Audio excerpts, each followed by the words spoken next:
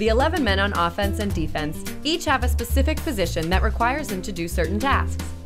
The head man on offense is the quarterback, who leads his teammates and is the chief playmaker. He is given the ball after the snap and decides whether to pass, throw, or run the ball.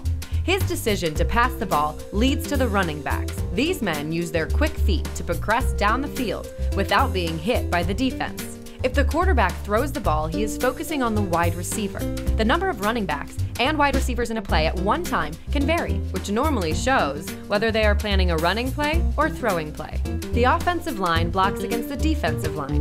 The defensive line's main goal is to try to break through the O-line and get to the quarterback. The linebackers defend against the pass from the quarterback, and the cornerbacks and safeties defend against the throwing game, keeping their focus on the wide receivers. Each team has what is known as a special team, which comes on the field for the kicking game. They are in charge of kicking field goals and for kickoff return.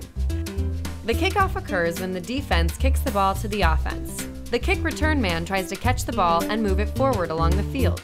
Or he can take a knee, and the offense's position will automatically be on the 20-yard line. So although it would make more sense, the punt returner is not dropping to his knees in prayer as 5 300-pound men come barreling towards him. Check out more videos at Kubia.com.